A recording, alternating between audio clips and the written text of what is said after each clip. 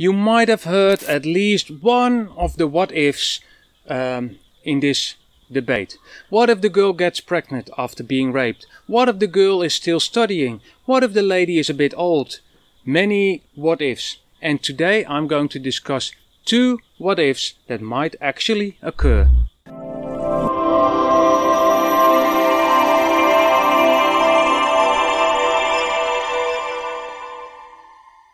So we have already seen in the previous episodes that the unborn needs to be considered as human being from conception.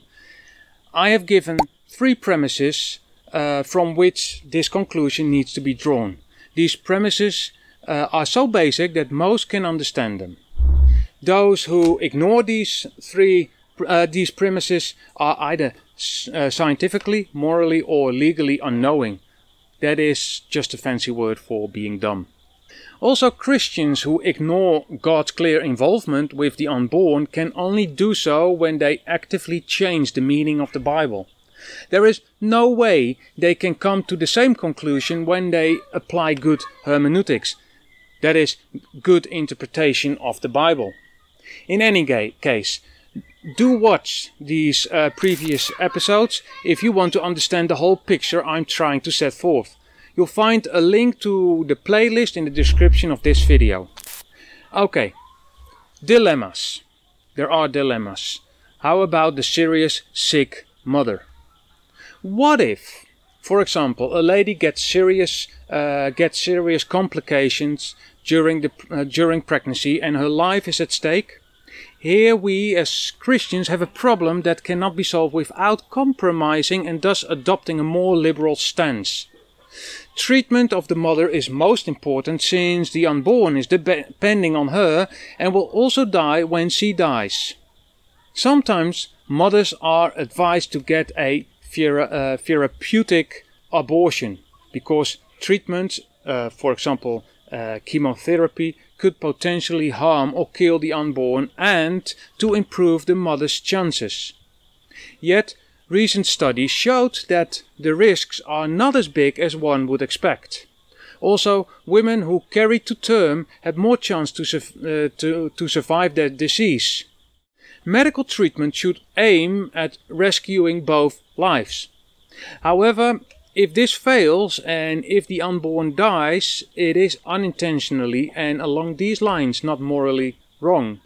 Despite all this, abortion to save the mother's life does probably not, strictly medically spoken, exist. Although it sounds noble and pure to those who recommend abortion, in reality it is, to say it with the words of Sloan and Hartz, a real stretch of our thinking. Another dilemma could be that a young girl becomes pregnant after being raped. In the UK, raped women can ask treatment in several forms, some of which include treatment to cut off a possible pregnancy. But when we say that the right to life is inalienable, we cannot agree with treatments that intentionally kills the embryo.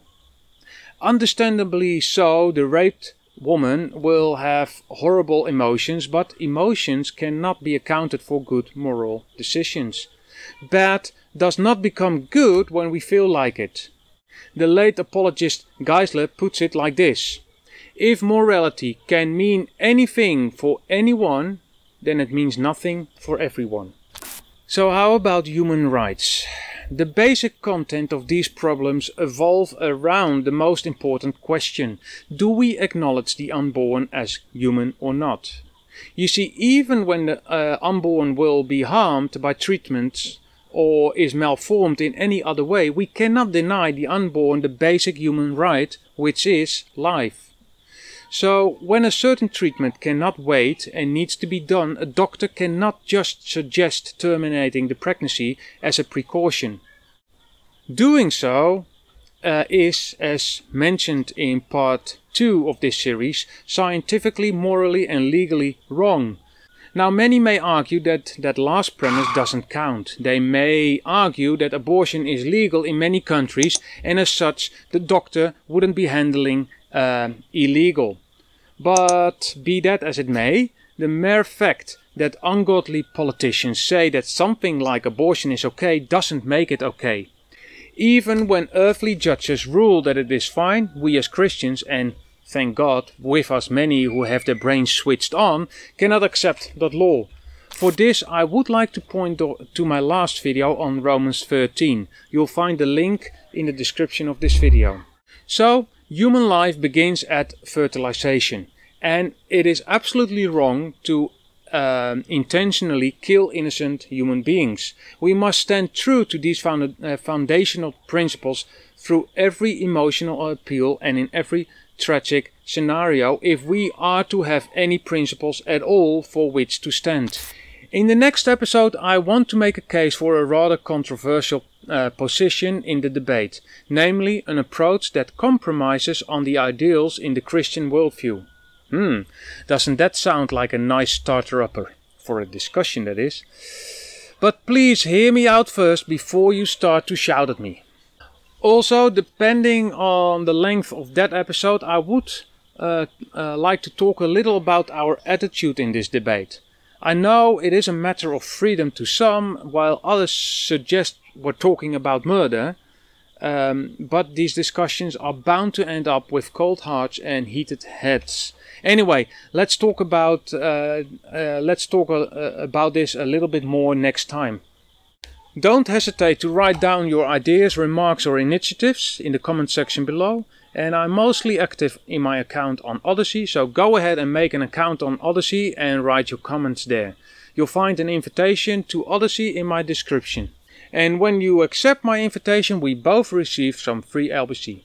Odyssey is absolutely censorship free, unlike YouTube or any other, well, many other platforms it is. On Odyssey we can discuss this topic without having to be afraid of being banned.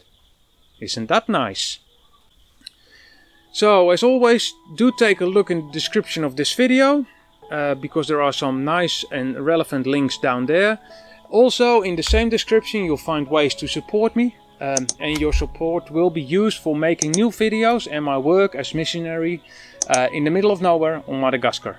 Anyway, thank you very much for watching, God bless you, and we'll see each other in the next video. Thank you for watching this video. You can give me a thumbs up if you liked it. You can also subscribe to my channel, or even better, follow me on Odyssey. That way you will never miss a new video.